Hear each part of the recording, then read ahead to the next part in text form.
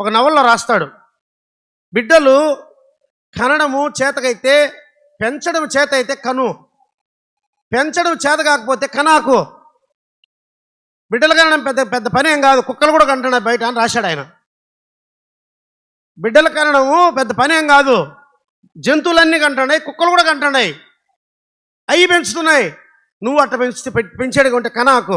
ఎందుకో తెలుసా? సమాజానికి చీడపురుగులు తయారు చేయకు.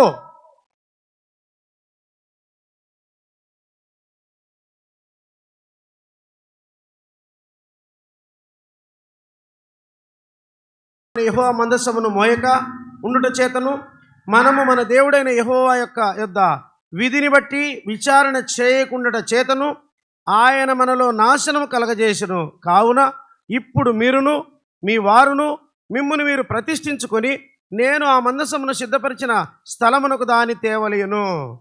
చూడండి, ఆయన తప్ప ఆయన తెలుసుకున్నాడు. మందసం తీసుకొచ్చే పద్ధతి ఇది కాదు, మందసం తీసుకొచ్చే పద్ధతి వేరే ఉంది. కాబట్టి ఆ పద్ధతిలో మనం తీసుకొచ్చాము అని దావీదు తప్పు తెలుసుకుంటూ వచ్చినాడు. మూడోది మనం గమనిస్తే, మనకు తెలుసు బత్షెబతో పాపం చేసినప్పుడు మరి దాదాపుగా 2 ఏళ్ళు అయిపోయింది. అయితే పాపంలో నిలిచి ఉన్నాడు. ఎప్పుడైతే ఆ నాతాను ప్రవక్త వచ్చి, దావీదా మరి ఆ మనుషుడు నువ్వే, ఒక సావుకారు ఉన్నాడు, ఆయనకు 100 గొర్రెలు ఉన్నాయి. అయితే ఆ గొర్రెలు ఆ సావుకారింటికి ఒక ఆయన బంధువు వచ్చాడు. ఆయన కొరకు ఒక పేదవాడు ఒక పిల్లను సాక్కుంటున్నాడు, అల్లారు ముద్దుగా సాక్కుంటున్నాడు.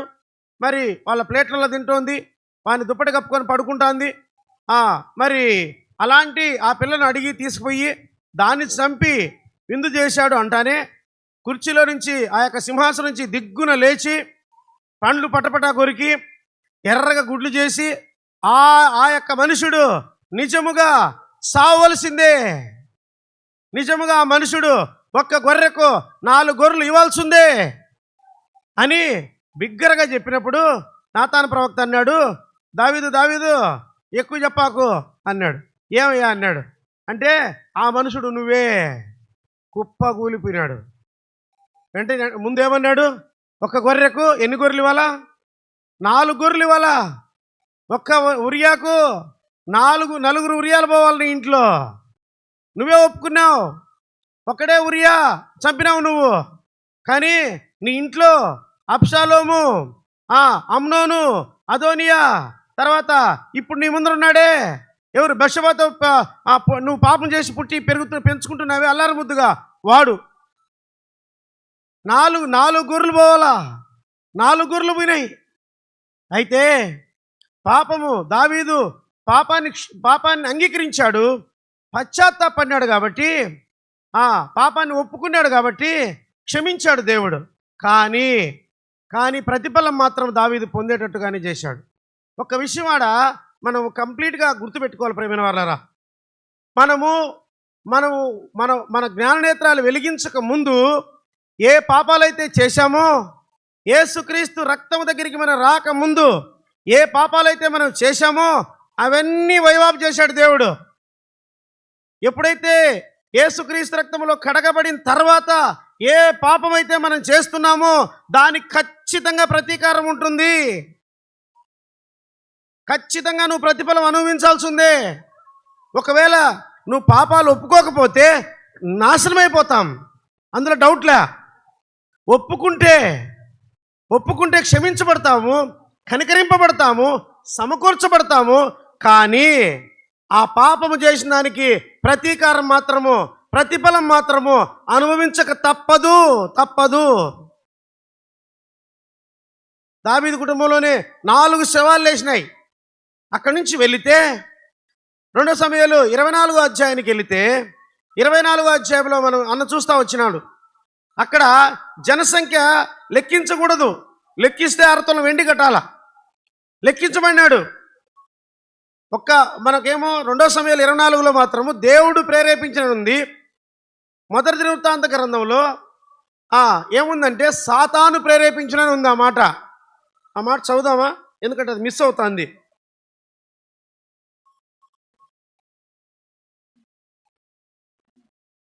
మొదటి దినవృత్తాంతములు 21:1 మొదటి దినవృత్తాంతం 21:1 ఉంటుంది. సాతాను చేత ప్రేరేపించబడి. రెండు నిజమే. దేవుడు పరీక్షించదలిచాడు, సాతాను వదిలాడు, సాతాను ప్రేరేపించాడు. రెండు నిజమే, ఏది అబద్ధం కాదు. బైబిల్లో అబద్ధాలు లేవు. కాబట్టి ప్రేరేపించబడినటువంటి ఆ దావీదు జనసంఖ్య రాస్తున్నాడు. ఎన్నాళ్ళు రాశాడంటే 9 నెలల 20 రోజులు రాశాడు. 9 నెలల 20 రోజులంటే ఒక తల్లి గర్భము దాల్చి బిడ్డను కనేంత వరకు చూడండి. అన్ని రోజులు దేవుడు సమయం ఇచ్చాడు. మనసు కఠినపరుచుకుంటూనే వచ్చాడు. ఎప్పుడైతే జనసంఖ్య పూర్తయిందో, జనసంఖ్య మొత్తము ఎతకచ్చి ఎప్పుడైతే చెప్పాడో, అక్కడ ఉంటుంది మాట, దావీదు హృదయము కొట్టుకొనిను అని ఉంటుంది. అక్కడ దావీదుకు 5 హృదయాలు చూపిస్తాడు దేవుడు. నా భాగం అది కాదు కానీ చూడండి, 2 సమూయేలు 24:10 జనసంఖ్య చూచినందుకై దావీదు మనసు కొట్టుకొనుగా. దావీదుకు ఇక్కడ ఈ యొక్క అధ్యాయంలోనే ప్రేరేపించబడినటువంటి హృదయము, కఠినపరచబడినటువంటి హృదయము, సాతాను చేత ప్రేరేపించబడినటువంటి హృదయం కఠినపరచబడుతుంటుంది. కఠినపరచబడిన హృదయం పాపము చేస్తుంది. పాపాన్ని ఒక రోజున పాపము తెలుసుకున్న రోజున ఆ హృదయం కొట్టుకుంటుంది. పాపము చేసే ప్రతి విశ్వాసి హృదయం కొట్టుకుంటుంది ప్రేమైన వాళ్ళరా. కానీ ఆ మనిషి మోతవేయబడినటువంటి మనస్సాక్షి కలిగిన వాళ్ళు ఏం చేస్తారంటే, ఆ హృదయం ఒక పక్క కొట్టుకుంటానే ఒక పక్క పాపం చేస్తూ వస్తారు. ఏ హృదయం కొట్టుకోకుండా ఉండదు, కొట్టుకుంటుంది. దావీదు హృదయం కూడా కొట్టుకునింది. తర్వాత ఆ యొక్క పాపాన్ని బట్టి తెగులు వచ్చింది. 70,000 మంది వచ్చారు. అప్పుడు దావీదు తన తప్పు దాన్ని తెలుసుకొని ప్రార్థన చేస్తూ వచ్చినప్పుడు ఒప్పుకుంటూ వచ్చాడు పాపాలు. ప్రభువా, నేను పాపం చేశానని ఒప్పుకునే హృదయం. దావీదుకున్న హృదయం ఏంటంటే ఒప్పుకునే హృదయం. ఒప్పుకుని తర్వాత ఆ యొక్క తెగులు ఆగిపోతా వచ్చింది. పరిష్కారం చూపుతా వచ్చినాడు దేవుడు. అయ్యా, 7 సంవత్సరాలు నీ దేశం మీద కరువు పంపిస్తా, ఓకేనా? లేదా 3 నెలలు నీ శత్రువుకి అప్పచెప్తా, ఓకేనా? లేదా 3 రోజులు నీ దేశం మీద తెగులు తెస్తా. ఏది ఒప్పుకుంటా ఒప్పుకో, చాయిస్ ఇస్ యువర్స్. అప్పుడు దావీదు అన్నాడు, ఎటు తోచలేదయ్యా, ఏం చేయాలో అర్థం కాలేదయ్యా, నాకేమీ తోచుకున్నదయ్యా, గొప్ప సిక్కుల్లో ఉన్నాను అని. అయ్యా, నేను శత్రువు చేతిలో పడేదానికన్నా నీ చేతిలో మహావాత్సల్యం కలిగిన దేవుడువు నువ్వు, కాబట్టి నీ చేతిలో పడమే నాకు మేలు. వెంటనే తెగులు స్టార్ట్ అయిపోయింది. 70,000 మంది. 70,000 మంది అంటే ఇక్కడ నుంచి పరుచుకుంటూ పోతే విజయవాడ, మంగళగిరి, గుంటూరు ఇదంతా పరిచినా కూడా స్థలం. అన్ని శవాలు లేచినాయి. చూడండి, ఒక వ్యక్తి పాపము చేసి హృదయం కఠినపరుచుకుంటే, సాతాను చేత హృదయాన్ని ప్రేరేపించబడితే, ఆ హృదయం పాపము చేస్తే ఎంత నష్టం జరుగుతుందో. ఇక్కడ భయం లేదు ప్రియమైన వాళ్ళరా. ఈ 4 విషయాలు నేను చెప్పేది ఏంటంటే, దావీదుకు భయం లేక ఈ పాపాలు చేస్తూ వచ్చా. చూడండి, 2వ కీర్తన, మన విశ్వాసం మనం ఎలా ఉండాలి అనే దానికి ఇక్కడ 2 మాటలు మనం చూసుకుంటూ వద్దాం రండి. 11వ వచనం, భయభక్తులు కలిగి యెహోవాను సేవించుడి, గడగడా వణుకుచు సంతోషించుడి. చూడండి, 34 కీర్తన అంతా ఇదే రాస్తాడు. రండి 34 కీర్తనకు. 34 కీర్తన దావీదు రాస్తాడు. చూడండి ఏమంటాడు తెలుసా? యెహోవా యందు భయభక్తులు గల వారి చుట్టూ ఆయన దూత కావలి ఉండును. 9వ వచనం, యెహోవా భక్తులారా ఆయన యందు భయభక్తులు ఉంచుడి, ఆయన యందు భయభక్తులు ఉంచువానికి ఏమియు కొదవలేదు, సింహపు పిల్లలు లేమి గలవై ఆకలి కొనును. అయితే ఇది అన్న చెప్పినాడు, ఇది ఆ పాపాలని చేసినాక రాసింటాడు. చూడండి ప్రియమైన వాళ్ళారా, అయితే దావీదుకు బుద్ధి వచ్చినాక రాస్తూ వచ్చాడు. ఇవి ముందంతా మరి భయం లేకుండా చేస్తూ వచ్చాడు. భక్తి ఉంది, భయం లేదు. రండి ఇప్పుడు రండి మన యాక్చువల్ మెసేజ్కి మనం వస్తాం. 2వ సమూయేలు గ్రంథం 7వ అధ్యాయం. 2వ సమూయేలు గ్రంథం 6వ అధ్యాయంలో ఇక్కడ మందసం తీసుకొని పోవడానికి వెళ్తున్నాడు. మందసం తీసుకొని వెళ్తుండగా చూడండి మా చదువుమా 1వ వచనం, 6వ అధ్యాయం 1వ వచనం. తరువాత దావీదు ఇశ్రాయేలీలలో 30,000 మంది శూరులను సమకూర్చుకొని బయలుదేరి కెరూబుల మధ్య నివసించు సైన్యములకు అధిపత్యగు యెహోవా అను నామం పెట్టబడిన దేవుని మందసమును అచ్చట నుండి తీసుకుని వచ్చుటకై తన యొద్దనున్న వారందరితో కూడా బాయిలా యెహూదాలో నుండి ప్రయాణమాయెను. వారు దేవుని మందసమును క్రొత్త బండి మీద ఎక్కించి గిబియాలో నున్న అబీనాదాబు యొక్క ఇంటిలో నుండి తీసుకొని రాగా ఎక్కడుంది మందసము? అబీనాదాబు ఇంట్లో ఉంది. ఈ అబీనాదాబు ఇల్లు ఎక్కడుంది? గిబియాలో ఉంది. గిబియా ఎక్కడుంది? రాండి ప్రేమైన వారలారా, మొదటి సమూయేలు గ్రంథం 7వ అధ్యాయం. మొదటి సమూయేలు గ్రంథం 7వ అధ్యాయం 1వ వచనం. అంతటా కిర్యత్యారీము వారు వచ్చి యెహోవా మందసమును తీసుకొని పోయి కొండయందుండి అబీనాదాబు ఇంట చేర్చి. కొండ ఎక్కడుంది? ఇది గిబియా కొండ. ఈ కొండయందుండి, ఈ కొండయనే గిబియా అంటారు. ఈ గిబియా కొండ మీద ఉన్నటువంటి అబీనాదాబు ఇంట చేర్చారు మందసాన్ని. ఇప్పుడు మన మెసేజ్ యొక్క పేరేందంటే భయము భక్తి. దావీదుకు భక్తి ఉంది, భయం లేక తన జీవితంలో ఇన్ని నష్టాలు తెచ్చుకుంటూ వచ్చారు. ఆ నష్టాలన్నీ ఉదయం నిన్న చూస్తూ వచ్చినాం కదా. భయంకరమైనటువంటి నష్టాలు. తనకంటే సూర్యులు, తనకంటే అందగాళ్ళు 4 కొడుకులు పోయినారు. తర్వాత ఉజ్జియా పోయినాడు. తర్వాత 70,000 మంది ఆయన నమ్ముకున్నటువంటి ఆయన గొర్రెలు, ఆయన సైన్యం, ఆయన యొక్క ఇశ్రాయేలు ప్రజలు చనిపోయినారు. భయం ఉంది, భక్తి ఉంది, భయం లేదు. అయితే ఇప్పుడు ఈ భయము భక్తి గురించి కాసేపు మాట్లాడుకుందాం. మందసము కిర్యత్యారీములో ఉంది అంటున్నాడు, మందసము గిబియాలో ఉంది అంటున్నాడు. అక్కడి నుంచి దావీదు, అయ్యా నువ్వు నన్ను గొర్రెల దొడ్లో నుంచి తీసుకొచ్చి సింహాసనం మీద కూర్చోబెట్టావు కదా, నువ్వు మాత్రము ఆ డేరాలో ఆ యొక్క కొండ మీద ఉంటున్నావే, కాబట్టి అలా ఉండడం మంచిది కాదు. నా దేవుని నేను నా కోట్లో ఉంచుకోవాలా, అక్కడ నేను సేవించాలా అని మంచి భక్తితో తీసుకొస్తున్నాడు. అయితే భక్తి ఉంది, భయం లేదు, అందుకింత నష్టం జరుగుతూ వచ్చింది. అయితే ఈ గిబియాకు మందసము ఎందుకు చేరింది? మందసం ఎక్కడ ఉండాలా?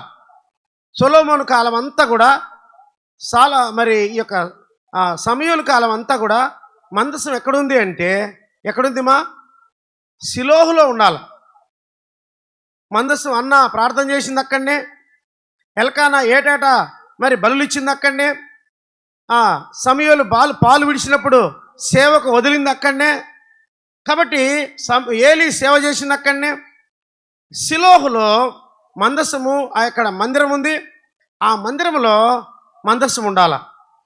అయితే ఈ కొండ మీదకి ఎప్పుడు వచ్చింది? ఎందుకు వచ్చింది? ఈ మందసము కొంత జర్నీ చేసింది. ఆ జర్నీని చూసుకుంటే మనకి ఈ మాటలు బాగా అర్థమవుతాయి. కొద్ది నిమిషాలే జర్నీ ఎందుకు చూస్తాం రండి.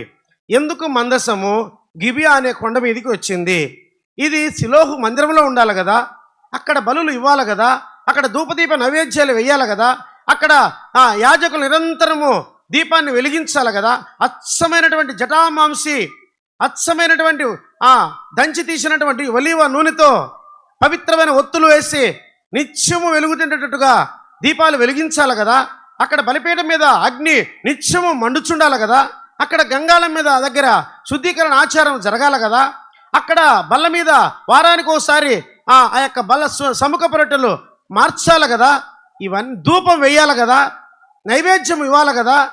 ఇవన్నీ జరగకుండా మరి మందసము దేవాలయంలో లేకుండా ఈ యొక్క గిబియాకి ఎందుకు వచ్చింది అనే మాట మనం మనసులో ఉంచుకొని ముందుకెళ్దాం రండి.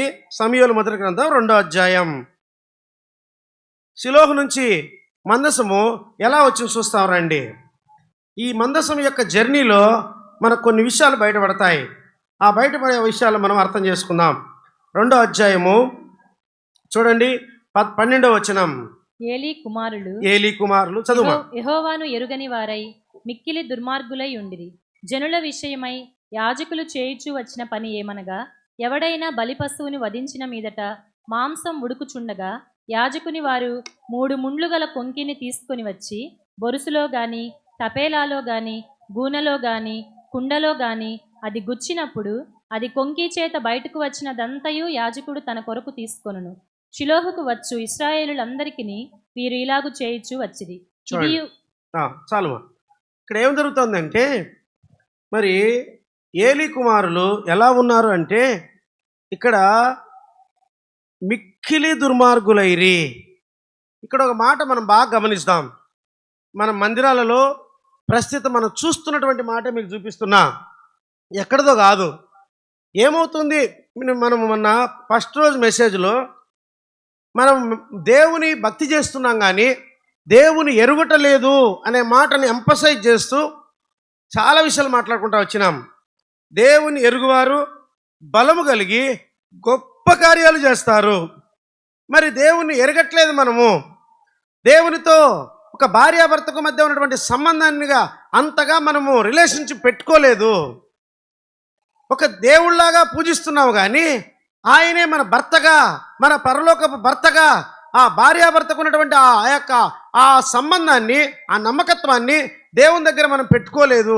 అందుకే అది ఎలా చెప్పగలవున్నా అని అంటే, ఎలా చెప్పగలము అంటే, దేవుణ్ణి మనం ఎరిగింటే మనము బలమైన కార్యాలు చేయాలా, బలమైన కార్యాలు చూడాలా. వర్షం పడుతుంది, వర్షం పడుతుంది. ఇది బలమైన కార్యాలు అంటే ఎక్కడో లేవు, ఇక్కడే. ఈరోజు వర్షం పడుతుంది, ఎన్నో రకాలుగా భయపెడుతుంది. అయితే చాలామంది పాపము బ్యాగులు సంకన వేసుకొని కుంటుకుంటా, కొంతమంది మూలుగుతా కొంతమంది పోయిరి. వర్షం పడతానే తాటికాయ అంత మొలకొచ్చింది మనకు కదా. అవిశ్వాసం. ఎక్కడ విశ్వాసం నిలపాలనో అక్కడ నిలపాలా. ఏమవుతుంది చూడండి ప్రియమైన వారలారా. అందుకే మనం ఎక్కడైతే విశ్వాసం ఉంచలేదు కాబట్టి, ఎందుకు ఉంచము అంటే విశ్వాసము మనలో మన దేవుడు కాపాడుతాడనే ధైర్యం లేదు. ఎందుకు ధైర్యం లేదు అంటే మన దేవుణ్ణి మనం ఎరగకుండా పోతే ఏమవుతుందంటే ఒక భయంకరమైన కార్యం జరుగుతుంది ప్రియమైన వారలారా. మనము అద్భుతాలు చేయకున్నా పర్వాలా, మనము భయంకరమైనటువంటి పెద్ద గొప్ప దయ్యాలు పోగొట్టడం కానీ, వ్యాధులు స్వస్థపరచడం కానీ, ఇవన్నీ చేయకున్నా పర్వాలా. కానీ అక్కడ అంటాడు, దేవుణ్ణి మిక్కిలి దుర్మార్గులైనారంట. దేవుణ్ణి ఎరగనటువంటి వారు దేవుణ్ణి ఎరక్కపోతే ఏమవుతారంట, మిక్కిలి దుర్మార్గులమవుతాము. ఇది జాగ్రత్త. ఎవరి గురించి మాట్లాడుతున్నాడు దేవుడు ఇక్కడ? ఎవరు దేవుని ఎరగలేదంటున్నారు? ఏలీ కుమారులు యాజకులు. యాజకవృత్తి చేస్తున్నారు, రోజు దీప నైవేద్యం వేస్తున్నారు, బలులు ఇస్తున్నారు, ప్రతి ఆచారం ఆచరిస్తున్నారు, భక్తి చేస్తున్నారు, బలిపీఠం మీద నిత్యం అగ్ని ఆరకుండా మంటేస్తున్నారు, దీపం ఆరకుండా ఒత్తులు నూనె పోస్తున్నారు, ప్రతి కార్యము చేస్తున్నారు. కానీ వీళ్ళకి ఎవరు తెలియలేదు, దేవుడు ఎవరో తెలియట్లా. కనీసం మైకు బిడ్డని చెప్పాలి నాకు ఆన్సర్. వాళ్ళు చెప్పినా నాకు వినపడదు కాబట్టి. ఎవరు తెలియట్లా, దేవుడు ఎవరో తెలియట్లా. యాజకులకు దేవుడు తెలియకపోతే ఎవరు తెలుస్తుంది?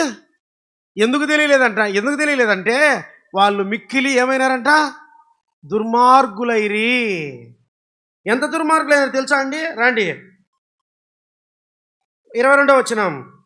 ఏలీ బహువృద్ధుడాయను ఇశ్రాయేలీయులకు తన కుమారులు చేసిన కార్యములన్నీ వారు ప్రత్యక్షపు గుడారం యొక్క ద్వారము దగ్గరకు సేవ చేయుటకు వచ్చిన స్త్రీలతో శయనించుటయను మాట చెవిని పడగా వారిని పిలిచి ఇట్లనెను. చూడండి ఏముందంటే ఇక్కడ, అక్కడేమో రౌడీతనం చేస్తున్నారు.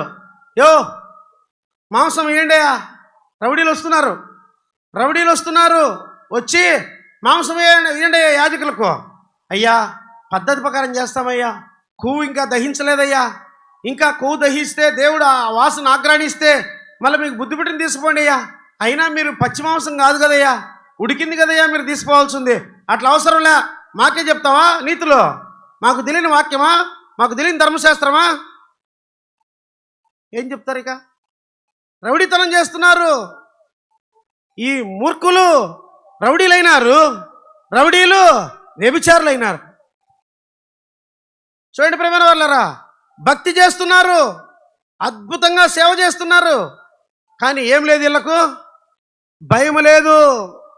ఈరోజు భయము లేకుండా మందిరాల్లో ఉన్నటువంటి శరీర సంబంధులు అందరూ కూడా మూర్ఖులవుతున్నారు, రౌడీలవుతున్నారు, వ్యభిచారులవుతున్నారు, దొంగలవుతున్నారు దేవుని సొమ్ముకు.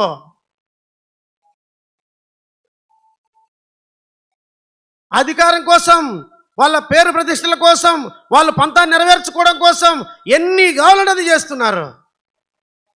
నోటితో చెప్పుకోలేని పనులు చేస్తున్నారు ప్రియమైన వాళ్ళరా. వారిని బట్టే సంఘాలు నాశనం అయిపోతున్నాయి ఈ రోజున. నిన్ను బట్టే కదా నా నామం అన్యుల మధ్య దూషించబడుతున్నది. ఒక్కడు చీడపురుగుండి కొన్ని చీడపురుగులు జత చేసుకుంటే అది చీడపురుగు గుంపు అయితే ఆ గుంపు భేదాలు సృష్టిస్తే, కొట్లాడుకుంటే, పోలీస్ స్టేషన్కి ఎక్కితే, అరుచుకుంటే అన్యులు చూసి నవ్వుకుంటున్నారు. మీరా మాకు సువార్త చెప్పింది, మీరా మమ్మల్ని మందిరాలకు పిలిచింది, ఇందుకేనా మందిరాలకు పిలిచింది? మేము వచ్చి రాక సరిపా, వచ్చింటే మమ్మల్ని కూడా ఇటు కొట్టేవాళ్ళే, మా మీద కూడా ఇలా కేసు పెట్టేవాళ్ళే, మమ్మల్ని కూడా పోలీస్ స్టేషన్లకు ఈడ్చేవాళ్ళే. ఓయమ్మ రాక సరిపోయింది, వచ్చింటే మేము ఇటు అయిపోయేది అనుకుంటున్నా లేదా? ఏమన్నా అనుకోవట్లే? బయట మన గురించి అనుకుంటాండేది ఇదే. మనం కొట్టుకుంటా అంటే, ఆడోళ్ళు మగోళ్ళు అరుచుకొని కొట్టుకుంటా అంటే, బయటికి అర్ధ కిలోమీటర్ వినపడేటట్టుగా కొట్టుకుంటా అంటే, కేకలు వినపడతా అంటే, ఎవరికి అన్నం లేకుండా రోజుల్లో, అన్నం లేక, నీళ్లు లేక, కట్టుకొని గుడ్డ లేక, పిల్లలు చాక్కోవడానికి డబ్బులు లేక అల్లాడిపోయే రోజులు నింటే ఇవన్నీ ఉండవు. దేవుడు సమృద్ధిగా ఇచ్చాడు, అందరికీ మందిరానికి ఇచ్చాడు, ఇండ్లకు ఇచ్చినాడు. మనం తిని మదించి దేవుని మర్చిపోయి కొట్టుకోవడం స్టార్ట్ చేసేసినాం. రౌడీలు వచ్చారు, మందిరంలోనే విచారం చేస్తున్నారు. ఉన్నారులేండి చాలా. అప్పుడు ఏలి కుమారులే కాదు, ఈ ఏలి కుమారులు ఇప్పుడు చాలా మందిరాల్లో ఉన్నారు. వ్యభిచారం చేసి వచ్చి వాక్యం చెప్తున్నారు, వ్యభిచారం చేసి వచ్చి పాటలు పాడుతున్నారు, వ్యభిచారం చేసి వచ్చి మందిరాలు అజమాయి చేస్తున్నారు. మళ్ళా అందరికన్నా నీతిమంతులుగా వాళ్ళే కనపడుతున్నారు.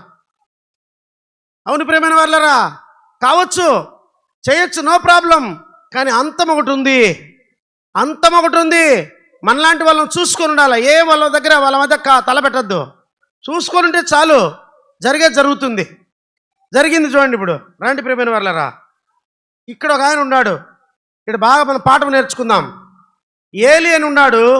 ఈ కొడుకులు ఇంత భయంకరంగా తయారవుతూ ఉంటే ఆయనకు వార్త తెలిస్తే ఏం చేయాలి? ఆయన ఒక్క మాట చెప్పి ఊరికి ఉండేసినాడు. ఒక్క మాట చెప్పి గమ్మున అయిపోయినాడు. ఇక మళ్ళా వాళ్ళ గురించి కన్నీరు గారిసినట్టు కానీ, వారి గురించి ప్రార్థన చేసినట్టు కానీ ఎక్కడ లేదు. చాలామంది తల్లిదండ్రులు ఇలా ఉన్నారు ప్రియమైన వాళ్ళరా. ఒక నవలిస్టు ఎండమూరి వీరేంద్రనాథ్ అని ఉన్నాడు. ఆయన నవల్లో రాస్తాడు. ఒక నవల్లో, నేను ఇంజనీరింగ్ చేయటోడు, ఆ నవల్లో అప్పుడు నేను బాగా చదివేని, ఒక నవల్లో రాస్తాడు. బిడ్డలు కనడము చేతకైతే, పెంచడం చేత అయితే కను, పెంచడం చేత కాకపోతే కనాకు. బిడ్డలు కనడం పెద్ద పని ఏం కాదు, కుక్కలు కూడా కంటున్నాయి బయట అని రాశాడు ఆయన. బిడ్డలు కనడము పెద్ద పని ఏం కాదు, జంతువులన్నీ కంటున్నాయి, కుక్కలు కూడా కంటున్నాయి, అవి పెంచుతున్నాయి. నువ్వు అట్ట పెంచేడుగా ఉంటే కనాకు. ఎందుకో తెలుసా? సమాజానికి చీడపురుగులు తయారు చేయకు. అవును, ఒక్క సామాన్యమైనటువంటి దేవుడు తెలియని ఆయనే అలా ఉంటే, జీవగ్రంథాన్ని చేతబట్టుకుని దేవుడు తెలిసేటువంటి మన బిడ్డలను ఎట పెంచాలా? ఎంత వాక్యానుసారంగా పెంచాలా? ఎంత క్రమంలో పెంచాలా? ఎంత అనుకూలంగా పెంచాలా? ఎంత సాతానుకు దొరకకుండా పెంచాలా? ఇలా పెంచాలంటే ఇవన్నీ మనకుండాలి కదా. ఇవి మనకు లేవు కాబట్టి మన వాళ్ళకి చెప్పలేకుండా మన మధ్య మన బిడ్డలు తయారైపోతున్నారు. ఏలి బిడ్డలు అట్టే అయినారు. రండి, ఏమైంది చూడండి ప్రియమైన వాళ్ళరా. 4వ అధ్యాయం చూసినాడు దేవుడు. మొదటి వచనం, ఇశ్రాయేలీలు ఫిలిష్తీయులతో యుద్ధము చేయుటకై బయలుదేరి ఎబెనెజరులో దిగ ఫిలిష్తీయులు ఆఫెకులో దిగిరి. ఫిలిష్తీయులను దేవుడే యుద్ధానికి పంపించాడు, వీళ్ళ మీదకి పంపిస్తే ఫిలిష్తీయులు వీళ్ళని తరిమి 4,000 మందిని చంపింది. 4,000 మందిని చంపినారు. చంపిన తర్వాత అప్పుడు వీళ్ళకి భయం వచ్చి మనసాన్ని కూడా తీసుకొనినారు. మరి ఆ యుద్ధభూములేకి మనసాన్ని తీసుకొని పోయిన తర్వాత పోతే చూడండి అక్కడ మళ్ళీ ఎంతమంది చనిపోయారంటే చూడండి ప్రేమ వాళ్ళారా, శిలోహకు వచ్చి మనసాన్ని తీసుకొని వెళ్ళిపోతే అక్కడ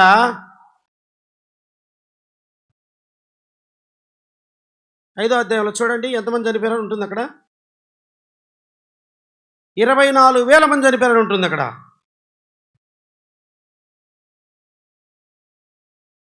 17వ వచనం చూడండి, 17వ వచనం 4:17. అందుకు అతడు ఇశ్రాయేలీలు ఫిలిష్తీయుల ముందర నిలువలేక పారిపోయిరి. జనులలో అనేకులు హతులైరి. హోఫ్ని ఫినెహాసు అను నీ 2 కుమారులు మృతులైరి. మరియు దేవుని మందసం పట్టబడెను అని చెప్పెను.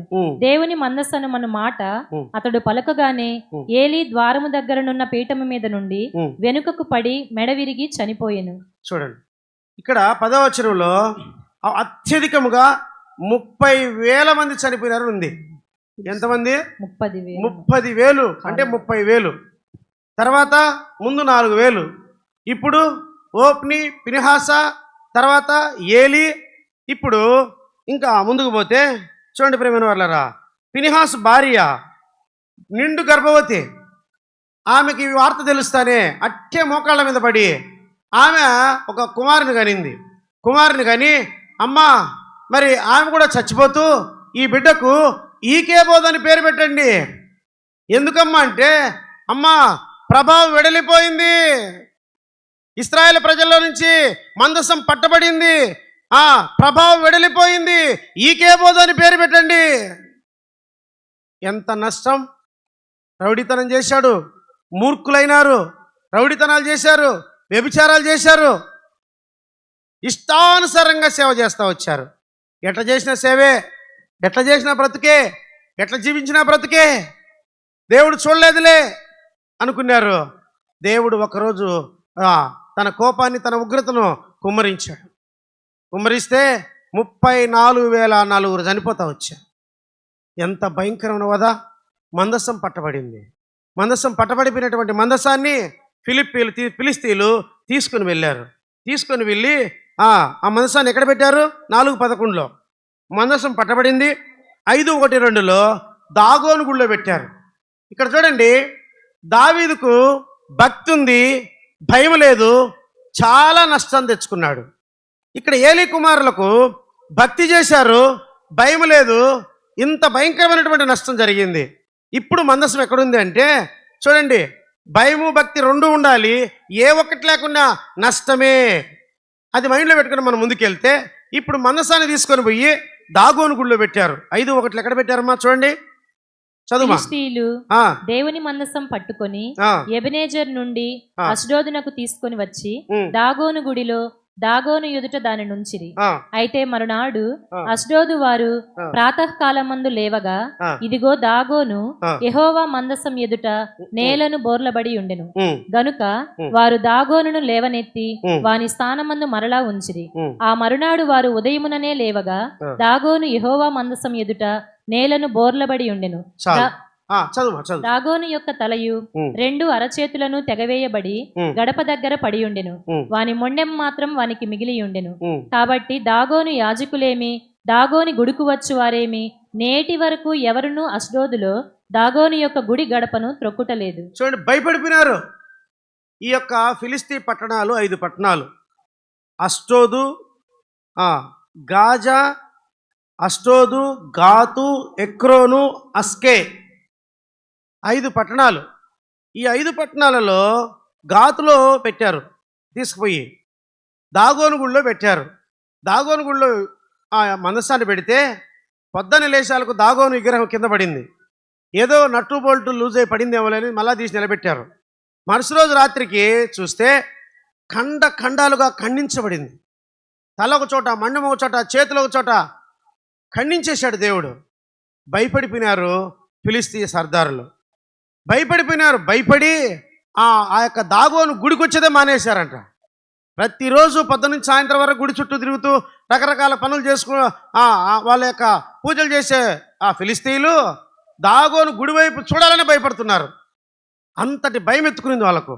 అంతేకాకుండా వాళ్లకు ఆ ప్రజలందరికీ కూడా ఆ సంకల్లో గజ్జల్లో పెద్ద పెద్ద గడ్డలు కడతా వచ్చినాయి, మందులేని గడ్డలు కడతా వచ్చినాయి. భయంకరమైన నొప్పి, భయంకరమైన బాధ. అక్కడ ఉంటుంది ఒక మాట, వాళ్ళ బాధకు వాళ్ళ అరుపులకు ఆకాశమునంటేను అని ఉంటుంది. అంతగా వాళ్ళు భయపడుతూ బాధపడుతూ వచ్చారు. అయితే వాళ్ళకు ఒక ఆలోచన వచ్చింది. అక్కడి నుంచి ఇంకో పట్టణానికి, అక్కడి నుంచి ఇంకో పట్టణానికి, అక్కడి నుంచి గడ్డలు కడితే ఇంకో పట్టణానికి, అట్లా 5 పట్టణాలు తిప్పుతా వచ్చినారు. ఎక్కడికి పోయినా గడ్డలే. ఏ పట్టణానికి పోతే మందసము, ఆ పట్టణంలో గడ్డలు. భయపడిపోయినారు. భయపడిపోయి వాళ్ళు ఏమని తీసుకొచ్చారంటే, ఈ మందసం ఉండే కదా ఇశ్రాయేలు ప్రజలు పెద్దగా చెప్పుకునేది, మేము జయించలేకపోతుండేది, ఈ మందసాన్నే పట్టుకొని వెళ్ళిపోతే మాకు దీనికి దిక్కెవరు? ఇదేం పెద్ద దీనికి ఏమన్నా పెద్ద ప్రభావం ఉందా అనే చులకన భావంతో తీసుకొని పోయారు. అయితే దేవుడు సజీవుడు, సర్వోన్నతుడు. ఆయన కాపాడడానికి మనిషి అవసరంలే. ఆయన మనుషులను కాపాడతాడు, కానీ మనుషులు ఆయన కాపాడాల్సిన పనిలా. కాబట్టి తను తాను వారికి దేవుడుగా చూపించుకుంటున్నాడు. అయితే వాళ్ళు భయపడినారు. కానీ అయ్యా, మేము ఇన్నాళ్ళు ఈ విగ్రహాలు పూజించినాం, ఈ దాగోను 100 సంవత్సరాల నుంచి పూజిస్తున్నాం, కానీ మేము ఎప్పుడు కూడా ఇలాంటి అద్భుతాలు చూడలా, మరి నువ్వు ఇంత గొప్ప దేవునివి కదా అని వాళ్ళు పూజ చేసింటే కన్నా దేవుణ్ణి అంగీకరించింటే దేవుడు వాళ్ళను తన బిడ్డలుగా చేసుకుండు. భయపడ్డారు, దేవుణ్ణి వదిలేసుకుంటున్నారు. భయపడి దేవుణ్ణి ఒక కొత్త బండి తెచ్చి ఆ బండి మీద మందసం పెట్టి ఆ బండి మీద ఇంకొక 5 పట్టణాలకు 5 పందికొక్కుల బొమ్మలు, విగ్రహాలు బంగారుతో చేసి అవి పెట్టి మరి 2 ఆవులు కట్టారు. అప్పుడే ఈయన ఆవులు 2 కట్టారు. కట్టి ఒకవేళ మనం చూస్తాం, ఆవు పొలంలో మనం పట్టుకొని ఉంటేనే వదులుతానే తన దూడ దగ్గరికి ఉరుకుతుంది. అలాంటిది కదా మరి ఈ ఆవులు దూడలు ఇంట్లో పెట్టి ఈ ఆవులు ఈ బండ్లకు కడదాం, ఈ ఆవులు వాళ్ళ సైడ్ వదులుదాం, బెచ్చమేసి సైడు. అవి కన్నా ఇంటికి పరిగెత్తుకుంటూ వస్తే ఈ మనసులో ఏం పవర్ ఉన్నట్టు కాదు, ఏం పవర్ లేదనుకుందాం. అట్లా కాకుండా దూడలు కూడా వదిలిపెట్టి అవి బెచ్చమేసి వైపే ఉరికినాయంటే ఈ మనస్సు వల్లే మనకు కష్టాలు వచ్చినాయని నిరూపించుకుందాం అనేని వాళ్ళు ఆ విధంగా చేస్తూ వస్తే దేవుడు మందసం దిక్కులేందిగా, ఏ మేళతాళాలు లేకుండా, ఏ మనుషులు లేకుండా, ఎవరు మోయకుండా కొత్త బండి మీద మరి ఈనటువంటి ఆవులు మరి కడితే అవి బెచ్చమేసుకు తీసుకొని వచ్చేసాయి. దాన్ని చూసి రొమ్ము కొట్టుకున్నారు ఇశ్రాయేల్ ఆ యొక్క ఫిలిస్తీ ప్రజలు. భయపడ్డారు, కానీ దేవుని భక్తి చేయలేక దేవుని పోగొట్టుకున్నారు. వీళ్ళకు భయంలో భక్తిలో ఏముందిమా చెప్పాలి? ఏముంది? భయం ఉంది, భక్తి లేదు. ఈరోజు బయట అన్నిల్లో దేవుడు అంటే భయం ఉంది, భయం లేదు మనకే. వాళ్ళకు దేవుడు అంటే చాలా భయం.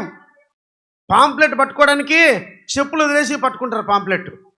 ఇంకా బైబిల్ ఇస్తే బైబిల్ పట్టుకోవడానికి భయం. దేన్ని పట్టుకోవాలన్నా దేన్ని తీస్తే తీసుకుంటారు, కానీ బైబిల్ తెచ్చే వాళ్ళకి భయం. ఓయమ్మా, ఆ దేవుని బైబిల్ మాకొద్దు, మేము అంత నిష్టగా ఉండలేం, ఆ బైబిల్ మేము భరించలేం, ఎంతో భయం. అందుకే వాళ్ళు దేవుని పోగొట్టుకుంటున్నారు. అలాగే ఇశ్రాయేల్ ప్రజలు, ఫిలిస్తీ ప్రజలు భయంతో నిండుకొని ఉన్నారు, దేవుని పోగొట్టుకున్నారు. అయితే ఆ యొక్క ఆవులు ఎక్కడికి వచ్చినాయంటే 6:14 వచ్చేసినాయి. చదువుమా 6:14. ఆ ఆవులు రాజమార్గమున బడి చక్కగా పోవచ్చు అరచుచు బేత్షెమెషు మార్గమున నడిచెను. ఫిలిష్తీయుల సర్దారులు వాటి వెంబడియే బేత్షెమెషు సరిహద్దు వరకు పోయిరి. బేత్షెమెషు వారు లోయలో తమ గోధుమ చేలను కోయుచుండిరి. వారు కనులెత్తి చూడగా మందసం వారికి కనబడెను. దానిని చూచి వారు సంతోషించిరి.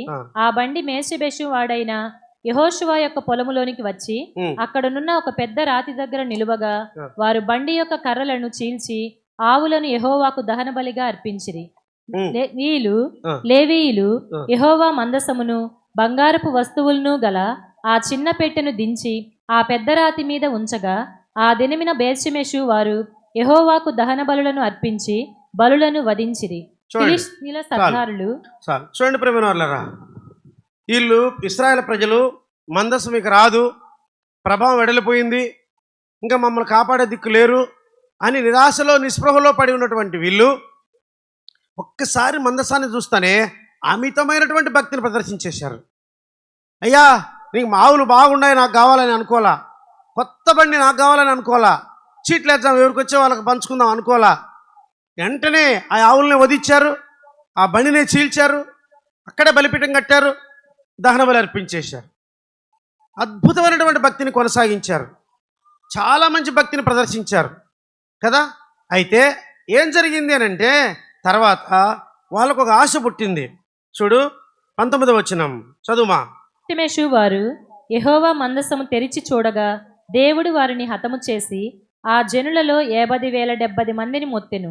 యెహోవా గొప్ప దెబ్బతో అనేకులను మొత్తగా జనులు దుఃఖాక్రాంతులైరి. చూడండి ప్రియమైన వాళ్ళారా, మంచి భక్తిని ప్రదర్శించారు, భయం లేదు వీళ్ళకు.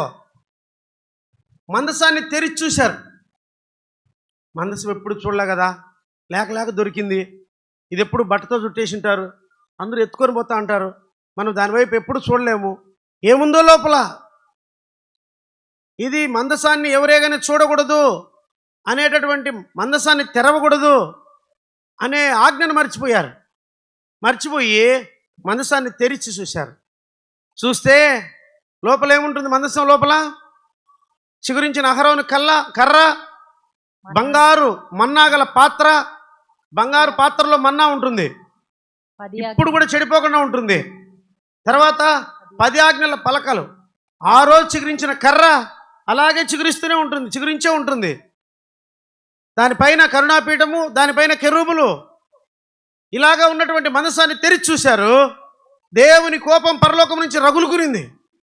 ఎప్పుడైతే మరి దేవుని కోపము రగులుకునిందో అక్కడే ఉన్నపాటునే 70,000 మంది చచ్చారు. ఎంతమంది మా చదువుమా? 50,070. సారీ, 70,070 మంది, 50,070 మంది చచ్చారు. ఎంత గొప్ప వధ చూడండి ప్రియమైన వాళ్ళని. వీళ్ళకేముంది? మా బెత్షెమెషు వారికి భక్తి ఉంది, భయం లేదు. మీరు మైక్లో ఉన్న వాళ్ళ చెప్తే నాకు సంతోషం, మీరు కనెక్ట్ అవుతాను రాని. వాళ్ళకి ఏముంది?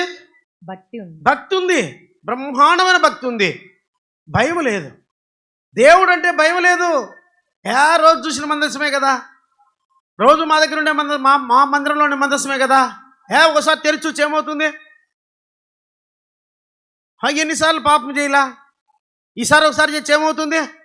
మచ్చగా చెప్తాంటారు లేబ్బా, అందరూ బాగానే ఉన్నారా, ఒకసారి చేస్తా ఏమవుతుంది? పాపమా. ఎవరు బాగుంటారు? ఆయన తాగట్లా, ఈ అన్న ఆడట్లా, ఆయన లంచం తీసుకుంటున్నారు. వాళ్ళు పడే దేవుడు వాళ్ళని మొత్తే రకంగా మొత్తనే ఉన్నాడు, అది నీకు తెలిసి ఉండదు. వాళ్ళని దేవుడు మొత్తే రకంగా మొత్తనే ఉన్నాడు, నీకు తెలియకపోవచ్చు. వాళ్ళతో కాదు నీకు పని. వాక్యం ఏం చెప్తాంది? పాపం చేయమంటుందా లేదా? వాక్యాన్ని చూడాలా. వాక్యం చూడకుండా వాళ్ళ చూసి ఇలా చూసి పాపాలు చేస్తే ఇలాగే ఉంటుంది. 50,070 మంది ఒక్కసారిగా చచ్చిపోతే బెత్షెమెషు ప్రాంతం అంతా పరిసిన శవాలు భూమి సాల్ల. ఎంత భయంకరమైన వధ చూడు ప్రియమైన వాళ్ళరా. అయితే రండి అక్కడి నుంచి 19వ వచనం. బేత్షెమెషు వారు యెహోవా దేవుడు వారిని హతము చేసి ఆ జనులలో 50,070 మందిని మొత్తిండ్రు. యెహోవా గొప్ప దెబ్బతో అనేకులను మొత్తగా జనులు దుఃఖాక్రాంతులైరి. అప్పుడు బేత్షెమెషు వారు పరిశుద్ధ దేవుడైన యెహోవా సన్నిధిని ఎవరు నిలవగలరు? ఈ మాట నోట్ దిస్ పాయింట్ యువనర్.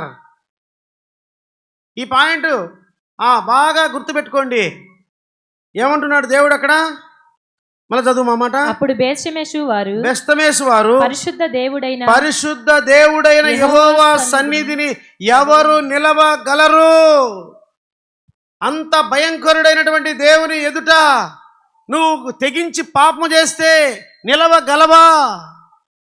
తెగించి అబద్ధాలు చెప్తే నిలవగలవా? తెగించి వ్యభిచారం చేస్తే నిలవగలవా? తెగించి లంచం తీసుకుంటే నిలవగలవా? తెగించి దేవుని డబ్బులు తినేస్తే నిలవగలవా? తెగించి దేవుని మందిరంలో సమాధానం లేకుండా చేస్తే నిలవగలవా? తెగించి దేవుడి ఇంట్లో ఐక్యత లేకుండా చేయడం కారణాన దేవుని యొక్క ఆ మినిస్ట్రీ అంతా ఆగిపోతే, దేవుని కోపం రగులుకుంటే నిలవగలవా? నీవే దేవుని దగ్గరికి రావాల్సిన బిడ్డలందరికీ అడ్డుగోడవై నిలిస్తే ఈ పరిశుద్ధ దేవుని దగ్గర నిలవగలవా? నువ్వు ఫేస్ చేయబోయేది ఏ దేవునితో పెట్టుకుంటున్నావు నీకు తెలియట్లే. ఇశ్రాయేలు ప్రజలు 20 లక్షల మంది బయటకు వచ్చారు, సముద్రం దాటుకొని అరణ్యంలోకి వస్తే వాళ్ళు ఐగుప్తు నుంచి బయటకు వచ్చారు. కానీ దేవుడు ఐగుప్తుని తీసుకొచ్చి వాళ్ళ హృదయాల్లో పెట్టాడు. సాతాను ఐగుప్తుని తీసుకుని వాళ్ళ హృదయాల్లో పెట్టాడు. వాళ్ళకి ఐగుప్తులు హృదయంలో ఉంది. ఇప్పుడు కీరకాయలు కావాలంటున్నారు, వాళ్ళకి దోసకాయలు కావాలంటున్నారు, నాన్ వెజ్ కావాలంటున్నారు. దేవుడు అవసరంలే, ఇవన్నీ కావాలా. అయితే దేవుని వదిలినటువంటి కారణాన, దేవుణ్ణి విసిగించిన కారణాన, లోకాన్ని పోగొట్టుకొని కారణాన, లోకాన్ని నింపుకున్న కారణాన యెహోషువ కాలేబిద్దరు తప్ప అందరూ చంపివేయబడ్డారు. ఎవరితో? ఎవరు చంపింది వాళ్ళను? సాతానా? ఫరోనా? పక్క రాజులా? ఏ దేవుడైతే వాళ్ళని విడిపిస్తూ వచ్చాడో, విడిపించుకుని వచ్చాడో ఆ దేవుడే చంపాడు. అయ్యా నువ్వే విడిపించుకొని వచ్చావు, నువ్వే చంపితే ఎట్లయ్యా అంటే, నువ్వెందుకు పాపం చేసినావు? పాపం చేశావు కాబట్టి చావాల్సిందే. అలాంటి దేవుడు అండి మన దేవుడు. నేను దేవుని బిడ్డలే, నేను బైబిల్ చదువుతున్నాలే, నేను ప్రార్థన చేస్తున్నాలే, నాకేం కాదులే, ఏవి అడ్డురావు పాపానికి వచ్చే శిక్షకు. చూడండి, అప్పుడు బెస్తమేశ్వరు ఏం చేశారంట? అప్పుడు బెస్తమేశ్వరు 20వ వచనం. అప్పుడు బేత్షెమెషు వారు పరిశుద్ధ దేవుడైన యెహోవా సన్నిధిని ఎవరు నిలువగలరు? మన యొద్ద నుండి ఆయన ఎవని యొద్దకు పోవలనని చెప్పి కిర్యత్యారీము కాపురస్తులకు దూతలను పంపి ఫిలిస్తీయులు యెహోవా మందసమును మరలా తీసుకొని వచ్చిరి, మీరు వచ్చి మీ దాపునకు దాన్ని తీసుకొని పోవలనని వర్తమానం పంపిరి. చూడండి, కిర్యత్యారీము వాళ్ళకు వర్తమానం పంపారు. అయ్యా ఫిలిస్తీ వాళ్ళు మందసాన్ని తీసుకొని వచ్చారు, ఈ మందసం మేము భరించలేం, ఈ మందసం మా బెస్తమేశ్వర వారిని 50,070 మందిని చంపేసింది, మీరు తీసుకొని వెళ్ళిపోండి ఈ మందసాన్ని అని అంటే, అప్పుడు కిర్యత్యారీము వాళ్ళు వెళ్ళి ఆ మందసాన్ని తీసుకొని వచ్చి గిబియాలో అబీనాదాబింట్లో కొండ మీద పెట్టారు. అలా వచ్చింది గిబియాకు మందసం. ఎన్నాళ్ళు ఉండిందంట? 2వ వచనం 7:2. మందసము కిర్యత్యారీములో నుండిన కాలము 20 సంవత్సరాలు. చూడండి, మందిరం వదిలేసి డేరాలో మందసం ఉండబట్టి ఎన్నేళ్ళు ఉండింది? 20 ఏళ్ళు ఉండింది. ప్రియమైన వాళ్ళారా, 20 ఏళ్ళు ఇశ్రాయేలు ప్రజలకు బుద్ధే రాలా. మందసాన్ని తీసుకుని వెళ్ళాలి, మళ్ళా మా మందిరంలో ఉంచాలి అనే బుద్ధే లేదు. ఈ ఎపిసోడ్లో ఒకసారి మనం కన్క్లూడ్ చేసుకొని ఇంకొంత ముందుకు వెళ్దాం. చూడండి, మొట్టమొదటి దావీదుకు భక్తి ఉంది, భయం లేక ఇంత భయంకరమైనటువంటి నష్టాన్ని తెచ్చుకుంటూ వచ్చాడు. ఏలీ కుమారులు భక్తి ఉంది, భయం లేక భయంకర నష్టము, 4 చనిపోతూ వచ్చారు. తర్వాత 34,000 చనిపోతూ వచ్చినారు. మందసము పట్టబడతా వచ్చింది. అయితే ఫిలిస్తీన్ దేశానికి వెళ్ళింది. ఫిలిస్తీయులు భయం ఉంది, వాళ్ళకు భక్తి లేదు, దేవుని పోగొట్టుకుంటా వచ్చారు. బెస్తమేశ్వర దగ్గరికి వచ్చింది, భక్తి ఉంది, వీళ్ళకు భయం లేదు. వారి భయంకర 50,070 మంది చనిపోతూ వచ్చినారు. ఇప్పుడు మళ్ళీ ఇక్కడ దావీదు దగ్గరికి వస్తే దావీదు తీసుకుని వెళ్తున్నాడు. వెళ్ళే క్రమంలో దేవుడు దానికి బుద్ధి చెప్పాడు, దావీదుకు బుద్ధి చెప్పాడు. ఉజ్జియా చనిపోయినాడు. చూడండి ప్రియమైన వాళ్ళారా, మనము భయము భక్తి రెండూ ఉండి కొనసాగితేనే యాత్రా జీవితంలో, ఒకటి ఉండి ఒకటి లేకపోతే ఈ యాత్రా జీవితంలో కొనసాగలేము. మనకు భక్తి ఉంది, భక్తి బాగుంది, భక్తి రాంగారంగా పెరుగుతూనే ఉంది, నో డౌట్ అట్ ఆల్. కానీ ఈ భక్తిలో ఏం చేస్తున్నాం మనం అంటే భయాన్ని వదిలేసినాం. వాక్యం చెప్తుంటే కొంతమంది నవ్వుతూ ఉంటారు, వాక్యం చెప్తుంటే కొంతమంది మాట్లాడుకుంటూ ఉంటారు, వాక్యం చెప్తూ ఉంటే కొంతమంది బైబిలే తెరసరు, వాక్యం చెప్తూ ఉంటే 40 నిమిషాల కన్నా ఎక్కువ చేచ్చే బైబిల్ సంఖ్యలో పెట్టుకొని లేచిపోతారు కొంతమంది. ఇంట్లో పైలలో సంతకం పెట్టడానికి కలెక్టర్లు కదా, టైం టు టైం పోవాలి వాళ్ళు. ఇంటివి కలెక్టర్లు సంతకం పెడతారు ఇంటివి. వాక్యం మీద ఒకవేళ వాక్యం విన్నా కూడా జ్ఞానం పెంచుకుంటున్నారు, వాక్య జ్ఞానం పెంచుకుంటున్నారు.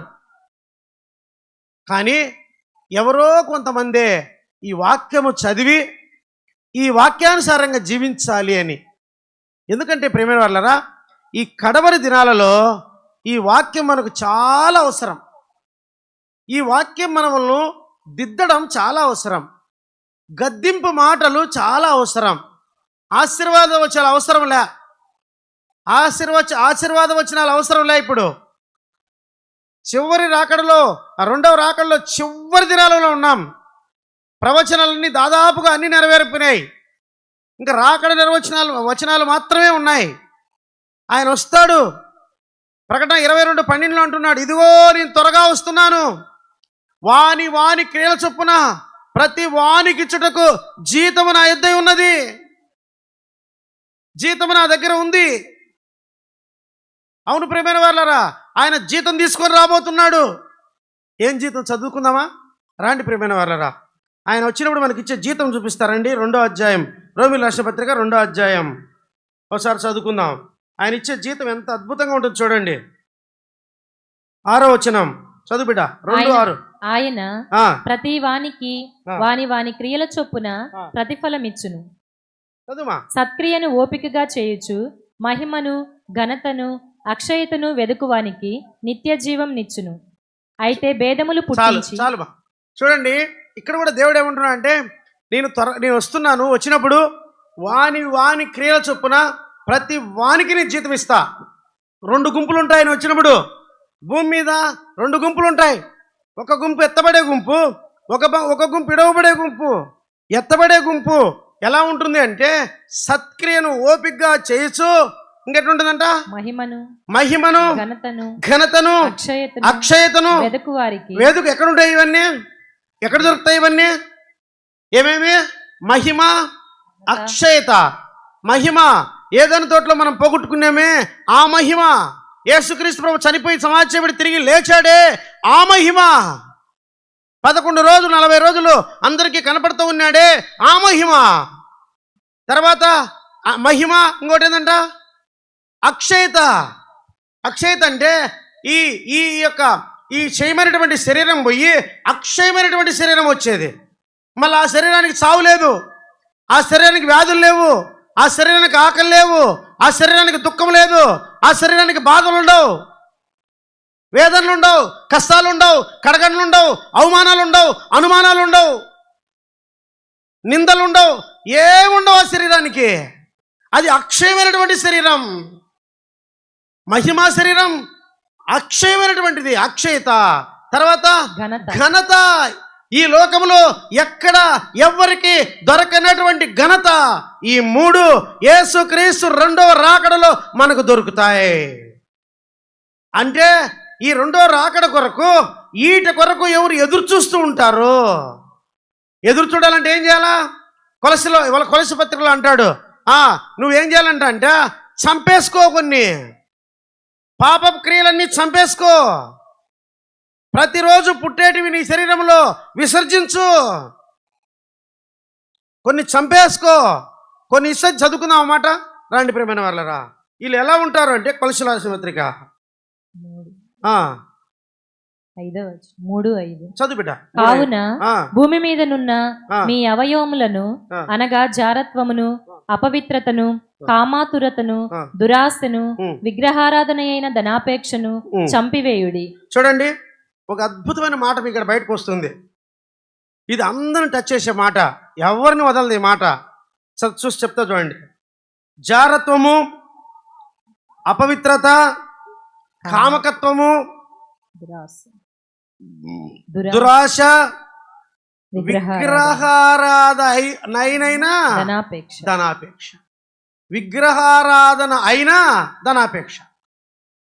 ఈ రోజుల్లో దీంతోనే అల్లాడిపోతున్నారు. చర్చిల సొమ్ము కూడా తినేస్తాన్నారు, మందిరాల సొమ్ము కూడా తినేస్తాన్నారు, మందిరాల భూములు అమ్ముకుంటున్నారు, మందిరాల భూములు లీజుకి ఇస్తున్నారు.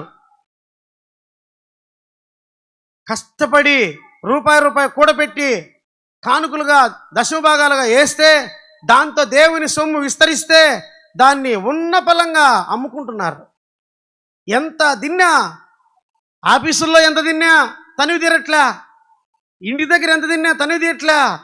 మళ్ళా చాలక సమాజం అంతా మేసేసినారు, మేకలు వేసినట్టు. ఇప్పుడు మందిరాలు కూడా మీద పడినారు, మందిరాలు కూడా మేసేస్తున్నారు మేకలు వేసినట్టు కదా. ఇది గొప్ప విగ్రహం అయిపోయింది.